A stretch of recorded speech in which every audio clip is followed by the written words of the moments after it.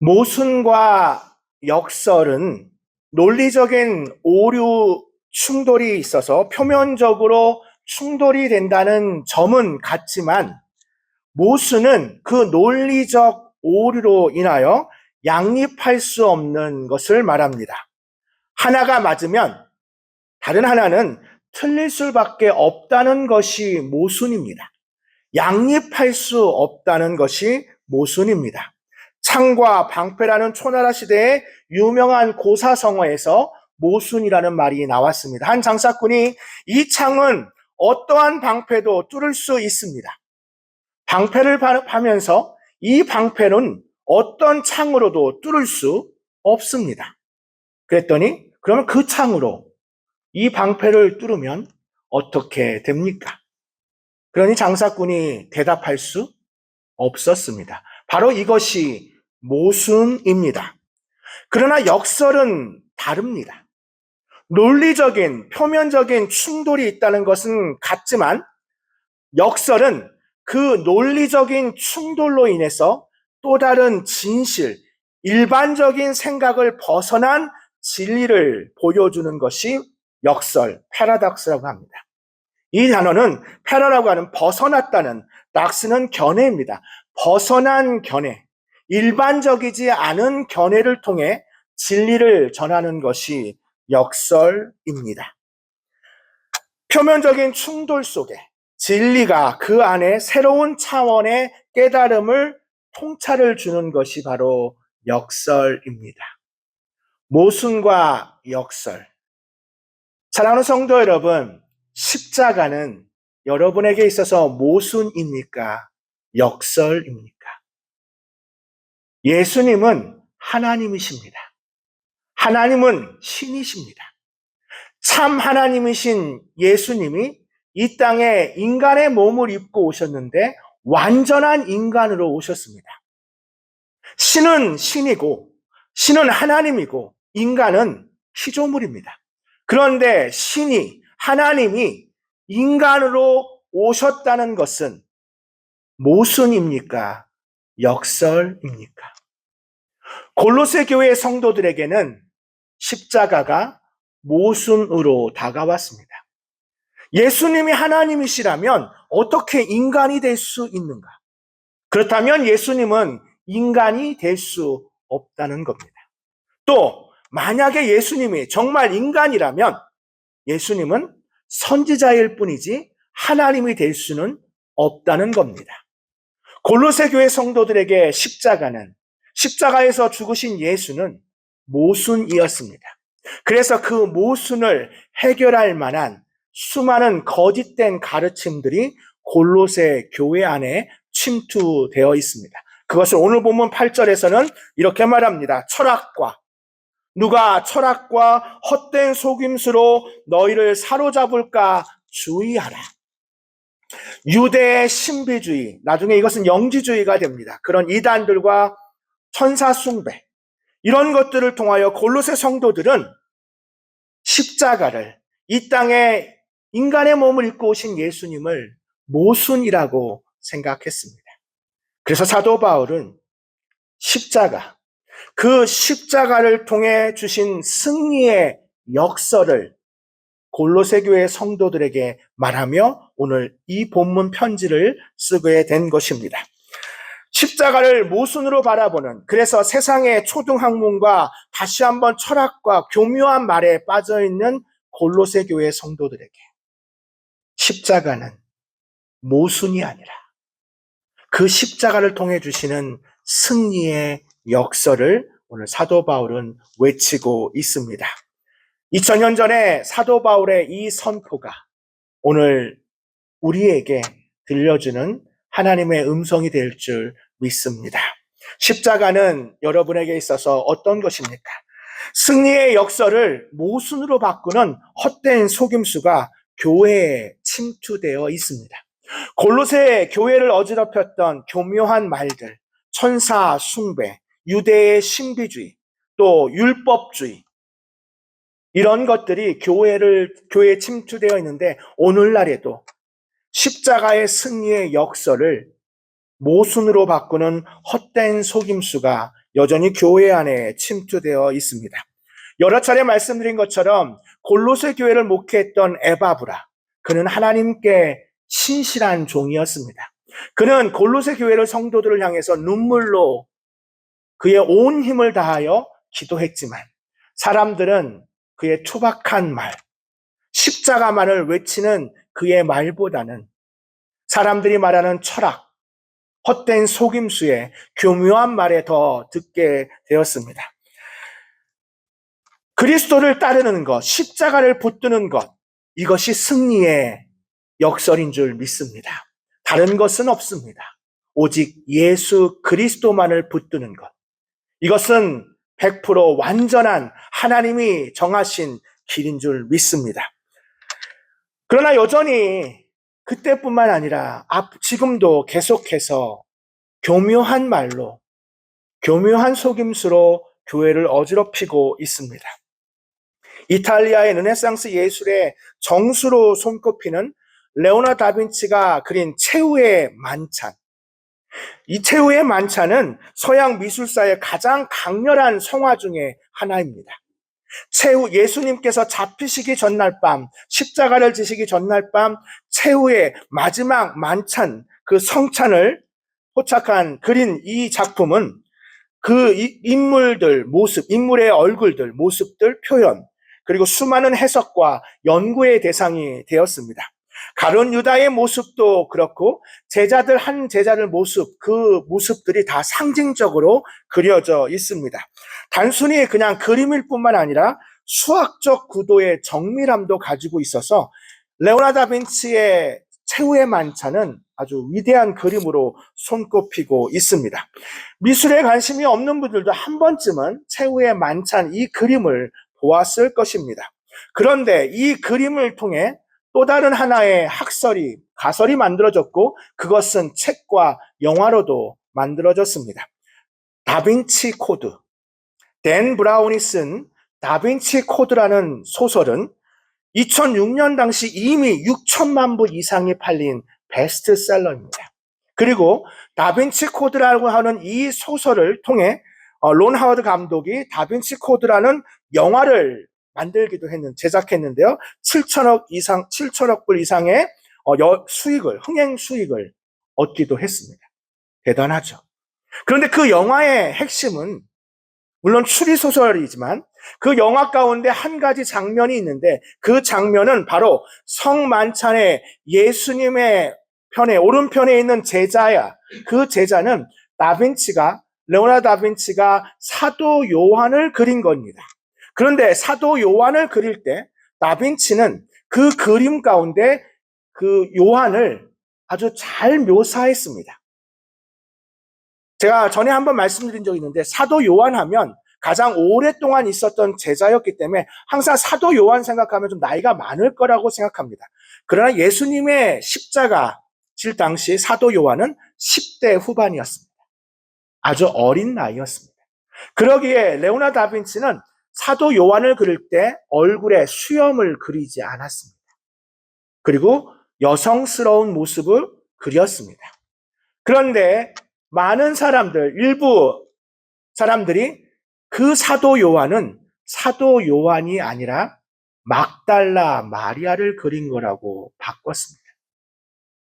사도 요한이 아니라 최후의 만찬에 있는 예수님의 오른편에 있는 제자가 아니라 바로 막달라 마리아였고 막달라 마리아는 예수님과 결혼을 해서 예수님의 아이를 낳았고 나중에 그 예수님의 아이를 낳은 후손 가운데 얽혀진 스토리가 바로 그 추리가 바로 다빈치 코드입니다.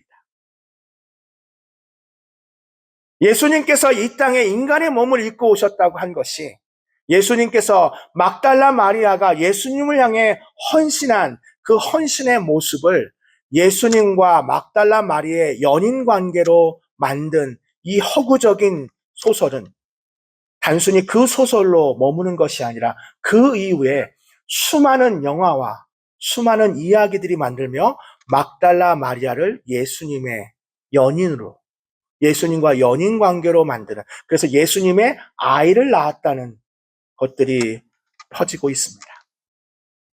최후의 만찬, 예수님께서 십자가를 지시기 전날 밤 제자들에게 떡과 잔을 나누며 우리에게 성찬을 알려줬던 그 최후의 만찬을 그 옆에 있는 제자를 막달라 마리아로 바꾸며, 단순히 요한이 수염이 없다는 사실, 요한이 약간 여성스럽게 그려졌다는 걸로 그렇게 바꾸는 그런 사실들이 오늘날에도 교회 안에 침투되어 있습니다. 번영신학, 자유주의 신학, 여러 가지 신학적인 것들이 교회 안에 침투되어 있어서 우리가 십자가만을 붙드는 것은 어리석은 일이라고 말합니다. 그렇지 않습니다. 존 칼빈은 기독교 강요와 골로새서 주석에서 이렇게 말했습니다. 우리는 구원의 모든 부분이 그리스도 안에 포함되어 있음을 본다. 그러므로 우리는 그리스도 외에 다른 곳에서 아주 작은 한 방울이라도 찾으려 해서는 안 된다. 단 한 방울이라도, 여기서 미니멀 드랍이라고 했는데요. 단 한 방울이라도 예수 그리스도의 구원 외에 다른 어떤 한 방울도 찾아서는 안 된다. 만일 우리가 구원을 구한다면 예수 그리스도의 이름 자체가 구원임을 기억해야 하며, 예수님 넘어 무언가를 찾으려 한다면 그것은 그리스도의 충만함을 부정하는 것과 같다. 오늘 사도 바울은 골로새 교회를 향해 예수님의 그 신성의 모든 충만이 그리스도의 육체에 거하시고, 사랑하는 성도 여러분, 교회 안에 침투되어 있는 거짓된 가르침들, 골로새 교회를 어지럽혔던 그 헛된 가르침을 우리는 가로막아야 합니다. 그것이 바로 십자가가 모순이 아닌 승리의 역설로 가는 발걸음인 줄 믿습니다. 두 번째로, 손으로 하지 아니한 그리스도의 할례를 받아야 합니다. 손으로 하지 아니한 그리스도의 할례를 받아야 합니다. 유대인 남자들은 하나님과 맺은 언약의 표시로 할례를 받았습니다. 이것은 필수적인 것이며 이스라엘 국가의 정체성으로 표현되기도 했습니다. 그것은 단순한 하나의 표식이 아니라 국가적 유산과 특권을 상기시키는 신체상의 표시였습니다. 따라서 할례를 받지 않는 것은 하나님의 백성이 될 수 없다는 것을 증명하는 것입니다. 골로새 교회 안에도 이런 율법주의가 들어왔습니다. 할례를 받지 않으면 하나님의 백성이 될 수 없다는 겁니다. 골로새 교회는 이스라엘 안에 있던 지역 교회가 아닙니다. 이방의 교회였습니다. 이방인 지역에 복음이 들어가고 그 안에 복음을 통해서 예수 그리스도를 영접한 이방인들은 이제 고민하기 시작합니다. 나는 예수님을 믿고, 나는 예수님을 전적으로 믿고 이제 예수님을 나의 구세주로 모시는데, 할례라고 하는 이방인들은 하지 않는 저 이스라엘 백성들의 언약의 표시를 나도 해야 된다는 겁니다. 당시의 율법주의자들은 당신이 예수님을 믿고 믿지 않던 간에 상관없이 만약 당신이 하나님의 백성이라고 한다면 할례를 받아야 한다고 주장했습니다. 그리고 할례를 받는 것에 대한 중요성을 그들이 말했습니다. 그런데 오늘 사도 바울은 골로새 교회를 향해서 이렇게 말합니다. 너희가 받아야 할 할례는 그리스도의 할례라고 표현했습니다. 할례는 아브람 때 하나님께서 이스라엘 백성 아브람을 통해서 세우신 언약입니다. 따라서 할례라고 하면 아브람과의 언약입니다. 그런데 오늘 사도 바울은 할례를 이야기하면서 그리스도의 할례를 받아야 한다고 말합니다. 여기서 할례라고 하는 것은 그리스도의 할례라고 하는 표시를 사도 바울이 표현한 이유가 있습니다. 오늘 보면 11절에 보면 육의 몸을 벗는다라는 나오는데, 이 헬라어가 아페크티세이라고 하는 이 헬라어는 이탈하다라는 뜻이 있습니다. 우리가 할례를 말할 때 할례는 벗겨내다라는 뜻입니다. 잘라내다라는 뜻이 있습니다. 이것은 하나님께서 아브라함을 통해서 유대인 남자가 난 지 8일 만에, 난 지 8일 후에 남자의 표피를 자르는 할례 의식을 하나님과의 언약으로 맺은 것인데, 그 의미를 사도 바울은 벗겨내다, 잘라내다라고 하는 이 단어를 써서 그리스도의 할례라는 표현을 쓰면서, 이것은 우리가 이 의미는 단순히 생리학적인 잘라냄을 의미하는 것이 아니라, 이제 우리가 받아야 할 할례는 우리의 육체의 죄악을 벗겨내야 하는, 잘라내야 하는, 이제는 예수 그리스도 안에서 새로운 피조물이기 때문에 옛 자아를 잘라내야 한다는 의미로 오늘 사도 바울은 그리스도의 할례라는 표현을 썼습니다. circumcision이라고 하는, 할례라고 하는 영어 단어 역시 그 단에도 둘레를 잘라내다라는 뜻이 있습니다. 다른 말로 하면 우리가 잘라내야 할 것은 남성 육체의 그런 표식뿐만이 아니라 바로 우리 안에 있는 죄악, 예수 그리스도 안에서 새로운 피조물이 되었음을 보여주는 겁니다. 솔직히 말씀드리면 유대인이 할례를 자랑할 필요가 없습니다. 말씀드린 것처럼 난 지 8일 만에, 남자아이가 태어나서 8일 후에 자신의 서컴시전에 대해서 나는 좋아요. 나는 하나님을 믿기 때문에 하나님의 언약 백성으로 할례를 받겠습니다. 그렇게 말했을까요? 그렇지 않습니다. 그들은 할례 받을 때 아무런 생각조차 갖지 않았습니다. 결국 할례의 의미는 단순한 그런 행위로서 구원받는 것이 아니라 우리가 영적으로 옛자를 예수 그리스도를 통해서 벗어남을, 그래서 사도 바울은 로마서에서 이야기했던 것처럼 세례의 의미, 세례할 때 왜 물에 잠깁니까? 오늘날에는 이제 침례가 아니라 세례를 하지만 원래 세례의 의미는 몸에 물을 담그는 겁니다. 완전히 죽음을 의미합니다. 내가 이제 죽었다는 것을 의미합니다.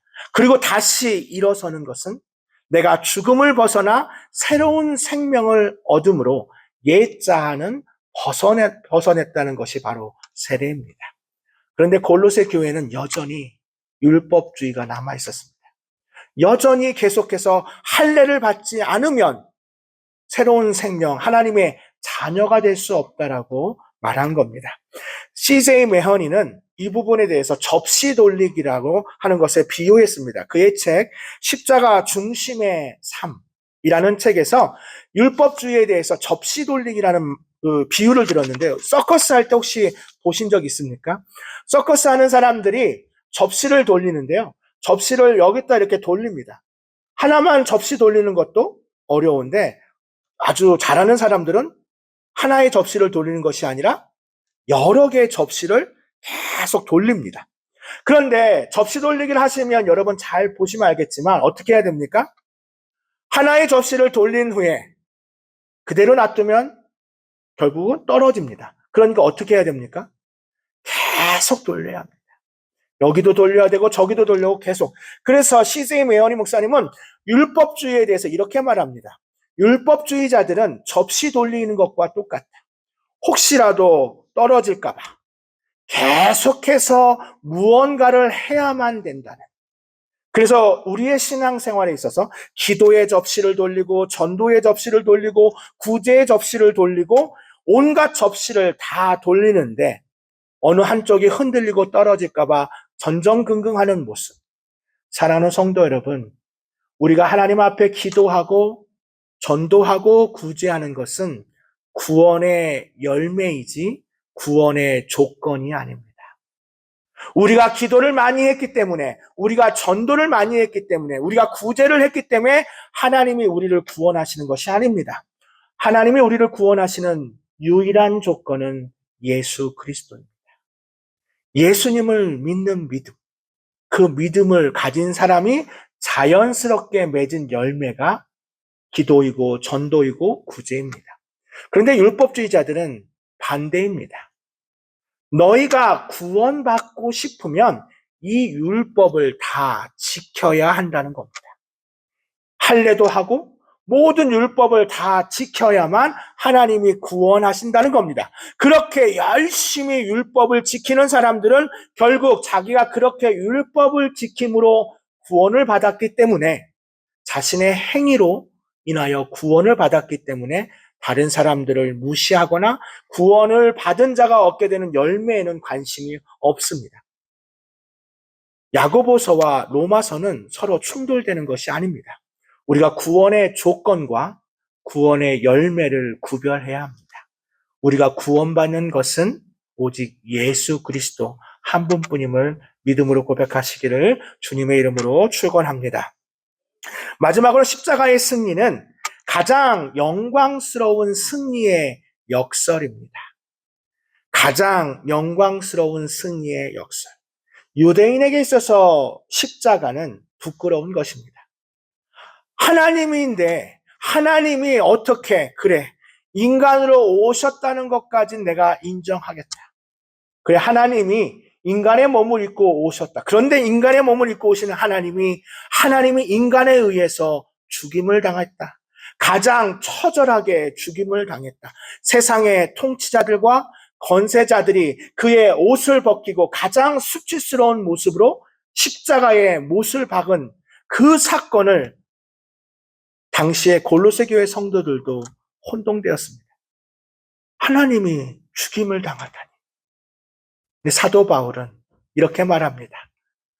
하나님이신 예수님이 이 땅에 내려오셔서 우리가 짊어져야 할 죄의 삭슬, 죄의 결과를 그의 몸에 짊어지시고 우리가 당해야 할 죄의 수치를 가장 수치스러운 그 모습을 예수님이 직접 받으심으로 우리에게 구원의 길을 여신. 그래서 십자가는 가장 영광스러운 승리입니다. 사도 바울은 오늘 15절에 이렇게 선포합니다. 통치자들과 권세들을 무력화하셨다. 여기서 무력화했다는 표현을 사도 바울이 쓴 것은 아주 중요한 의미가 담겨 있습니다. 여기서 무력화시켰다, 패하였다라고 하는 이 단어에는 옷을 벗겼다라는 의미가 담겨 있습니다. 당시에 전장에서 패배한 적의 적장은 그 옷을 벗어야 합니다. 옷을 벗었다라는 의미는 무력화되었다는 의미를 포함합니다. 나는 더 이상 전쟁을 할 수 없는 패배라는 것을 의미하며 옷을 벗으며 무력화됩니다. 이 세상의 통치자들과 권세자들은 예수님의 옷을 벗겼습니다. 예수님의 옷을 벗기고 가장 수치스러운 모습으로 십자가를 지게 했습니다. 그런데 예수님께서는 부활하신 후에 가장 영광스러운 옷을 입으셨고 이제는 예수님이 그 세상의 통치자들, 세상의 권세자들을 부끄럽게 무력화하게 하신 겁니다. 왜 그렇습니까? 예수님께서 부활하셨기 때문입니다. 그리고 그 부활을 믿는 우리 그리스도인들도 똑같이 때로는 예수님을 믿는 일로 인해서 수치를 당할 수 있지만 때로는 전도하다가 수치를 당할 수 있지만 우리는 두려워할 필요가 없습니다. 예수님께서 십자가에서 승리하신 것처럼 우리도 승리하게 될 줄 믿습니다. 고린도전서 1장 18절 말씀 우리 같이 자막을 보면서 함께 읽겠습니다. 십자가의 도가 멸망하는 자들에게는 미련한 것이요 구원을 받는 우리에게는 하나님의 능력이라. 아멘. 가장 수치스러운 모습으로 가장 죄인 중에 죄인이 져야 할 십자가를 지신 주님, 하나님. 그러니 세상 사람들은 하나님이라면, 참 하나님이라면 어떻게 인간에 의해서 죽을 수 있냐라고, 그것은 미련한 것이라고 말하지만 우리 하나님께서 예수 그리스도를 통해 열어놓으신 구원의 길은 우리에게 십자가의 능력이 될 줄 믿습니다. 이 능력을 경험한 사람들은 고난이 찾아와도 괜찮습니다. 고난이 찾아옵니다. 나는 하나님 앞에 믿음으로 늘 살아가는데, 늘 기도하고 최선을 다하는데 그럼에도 불구하고 고난이 찾아옵니다. 그러나 우리는 염려할 필요가 없습니다. 우리 주님께서 십자가의 능력으로 우리를 다시 회복시켜 주실 것이기 때문입니다. 우리를 새롭게 하여 주시기 때문입니다. 그래서 지금 우리가 당하는 고난은 오히려 하나님께서 사용하시는 역설적인 승리의 지름길입니다. 내가 지금 당한 고난으로, 이 고난이 그냥 고난으로 끝난다면 고난은 누구나 다 회피하고 싶은 어려운 일입니다. 그런데 하나님께서는 그 고난을 사용하심으로 오히려 더 놀라운 역설적인 하나님의 승리를 보여주시게 됩니다. 성경에도 많이 있지만 성경뿐만 아니라 미국의 역사 가운데도 그런 많은 일들이 있습니다. 아브라함 링컨은 많은 미국인들이 존경하는 대통령 중에 손꼽히는 대통령입니다. 그러나 그는 30대 시절에 아주 어두운 시기를 겪었습니다. 그는 많은 실패를 경험했습니다. 여러 가지 실패를 경험했고 재정적인 어려움에도 직면했습니다. 일부에 따르면 링컨 대통령 그 일로 인해서 연애 관계도 끊어졌다고 합니다. 1841년 1월 23일에 링컨은 그래서 그의 친구에게 이렇게 편지를 썼습니다. 나는 지금 살아있는 사람 중에서 가장 비참한 사람입니다. 내가 느끼는 이 감정을 인류 전체에 나누어 준다면 지구상에 밝은 얼굴은 하나도 없을 것입니다. 내가 나아질 수 있을지 말할 수 없습니다. 나아지지 못할 것 같은 불길한 예감만 있습니다. 지금 이 상태로는 나는 있을 수 없습니다. 나는 이 상태로 죽을 수밖에 없습니다. 이 상태가 개선되지 않는다면 나는 죽을 수밖에 없습니다. 그렇게 보입니다. 1841년 링컨이 그의 친구에게 쓴 편지를 보면 그는 이 세상에서 가장 불행한 사람입니다. 얼마나 불행한지 나는 내가 느끼는 이 감정을 지구상에 나눠준다면 지구상에 밝은 얼굴은 하나도 없을 거라고 표현합니다. 그렇게 살았던 링컨. 그런데 가장 힘들다고 말했던 그 링컨의 1841년보다 20년 뒤인 훨씬 더 어려운 일이 직면합니다. 그 당시는 남북전쟁 당시였습니다. 링컨 대통령은 대통령으로서 남과 북이 전쟁하여 싸우는, 같은 민족끼리 싸우는 노예제도의 문제와 여러 가지 이슈로 싸우는 가장 어려운 시기를 맞이합니다. 그런데 링컨 대통령은 그 가장 어려운 시기에 하나님께 기도하며 가장 어려운 시기를 극복합니다. 그래서 남북전쟁을 승리하고 노예제도가 폐지되는, 링컨 대통령이 그렇게 할 수 있었던 그것은 바로 1841년 그가 그의 친구들에게 썼던 가장 비극적인 30대의 시간들, 그 비극적인 시간들이 오히려 나중에 승리의 역설로 사용됩니다. 많은 일화가 있지만 제가 또 감동하는 일화가 하나 있습니다. 링컨 대통령은 사진으로만 봤지만 굉장히 못생긴 얼굴이라고 합니다. 광대뼈는 많이 튀어나왔고 근데 또 그는 키가 굉장히 컸다고 합니다. 보니까 6피트 5인치가 넘었다고, 190cm가 넘는 키였다고 합니다. 근데 그는 또 긴 모자를 썼기 때문에 2m가 넘는 키로 보이는데 빼쩍 말랐다고 합니다. 이쪽 마른 키는 큰데 얼굴은 못생기자 사람들이 그의 외모를 보고도 많이 놀렸다고 합니다. 그런데 링컨 대통령은 그런 거에 대해서 전혀 신경 쓰지 않았다고 합니다. 그가 가지고 있던, 한 번은 정적이었던 더글라스가 링컨을 향해 이렇게, 정치적인 대적이었죠. 나중에 아주 가까워지지만 링컨 대통령, 당신은 이중인격자이다. 두 얼굴을 가진 사람이다. 라고 비난합니다. 얼마나 기분 나쁩니까? 자기에게 향해서 당신은 두 얼굴을 가진 사람이다. 이중인격자다. 그러니 링컨이 이렇게 대답했다고 합니다. 청중을 향해서 이렇게 말했다고 합니다. 여러분 한번 판단해 주십시오. 만약에 제가 다른 얼굴이 하나 더 있었다면, 두 얼굴이었다면 제가 굳이 이 못생긴 얼굴을 들고 다니겠습니까? 이렇게 말했다고 합니다. 자신의 외모에 대한, 또 자신을 이중인격자, 두 얼굴을 가진 사람이라고 비난했던 사람에게도 링컨 대통령은 이렇게 말했다고 합니다. 그가 그럴 수 있었던 것, 그는 승리의 역설을 알았던 사람입니다. 고난은 고난으로 끝나는 것이 아니라, 십자가는 십자가로 끝나는 것이 아니라 그 십자가를 통해 영광스러운 부활의 승리로 다가옴을 알았던 것입니다. 사랑하는 성도 여러분, 말씀을 마치겠습니다. 십자가는 여러분에게 모순입니까? 역설입니까? 아직도 십자가를 모순으로 생각하면서 신앙생활하는 사람들이 많이 있습니다. 십자가 가지고는 부족하다고 느껴서 다른 무언가를 자신의 신앙생활에 채우려고 한다면 우리는 여전히 모순에 남아있는 십자가를 모순으로 바라보는 신앙생활을 하고 있습니다. 그러나 우리는 이제 이 모순을 넘어 십자가가 승리의 역설임을 사도 바울이 외쳤던 것처럼 우리가 이 세상을 향하여 승리의 역설, 십자가를 선포하는 우리 모두가 되기를 주님의 이름으로 축원합니다. 기도하겠습니다. 사랑과 은혜가 많으신 하나님, 우리의 인생을 짓누르는 고난과 어려움들, 또 교회 안에 침투하고 있는 거짓된 가르침들로 우리는 많이 힘들어합니다.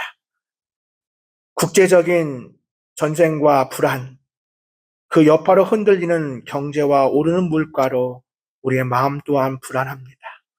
그러나 주님, 2000년 전에 우리 주님께서 십자가는 수치와 모순이 아니라 가장 영광스러운 승리의 역설임을 보여주셨던 것처럼, 그리고 사도 바울이 골로새 교회를 향해 선포하였던 것처럼 우리도 이 땅을 살아가며 십자가의 능력을 붙들고 그것이 수치를 넘어 승리의 역설임을 이 세상 가운데 선포하는 우리 모두가 되게 하여 주시옵소서. 감사드리며 우리 주 예수님의 이름으로 기도합니다. 아멘.